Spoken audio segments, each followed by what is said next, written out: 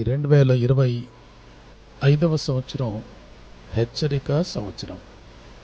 7 ప్రమాద హెచ్చరికలు రాత్రి మనం విన్నాం.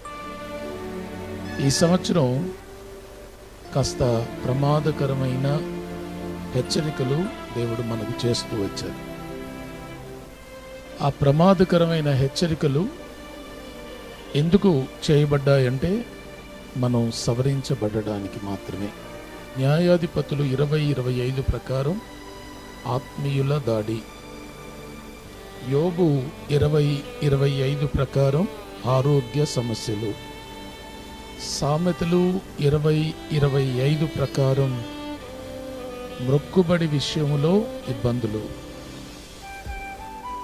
4వదిగా హెస్కేలు 20:25 వచనాలలో దేవునితో ఉన్న సంబంధం విషయంలో సమస్యలు, 5వదిగా మత్తయి సువార్త 20:25లో వ్రాయబడినట్లుగా ఇతరుల కింద బానిసత్వం చేయవలసిన పరిస్థితి, 6వదిగా యోహాను సువార్త 20వ అధ్యాయం 25వ వచనంలో వ్రాయబడినట్లుగా అనుమానాల ద్వారా, సందేహాల ద్వారా వచ్చే నష్టం, 7వదిగా అపోస్తుల కార్యములు 20:25లో వ్రాయబడిన ప్రకారం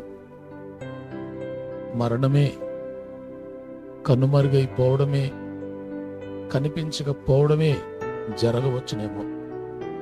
ఈ 7 ఈ సంవత్సరం మనకు చేయబడిన ప్రమాదపు హెచ్చరికలు. ఈ 7 ప్రమాదకరమైన హెచ్చరికలు మన జీవితానికి కాస్త కలవరం, భయం కలగజేస్తున్నాయి.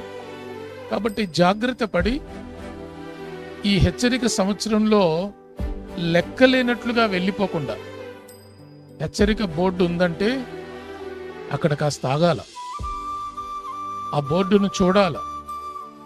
ఆ హెచ్చరిక బోర్డు ఏం చెప్తుంది, ఎంత వేగంతో వెళ్ళమంటుంది, ఎంత నెమ్మదిగా వెళ్ళమంటుంది, అది చూచి మనం అలా వెళ్తే సురక్షితంగా ఉంటాం.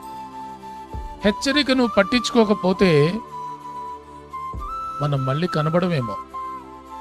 హెచ్చరికను పట్టించుకోకపోతే గొప్ప ప్రమాదంలో పడిపోతామేమో. కాబట్టి ఈ 2025వ సంవత్సర ఈ హెచ్చరిక సంవత్సరం బహుజాగ్రత్తగా మన జీవితాలను కట్టుకోవడానికి ప్రయత్నం చేద్దాం.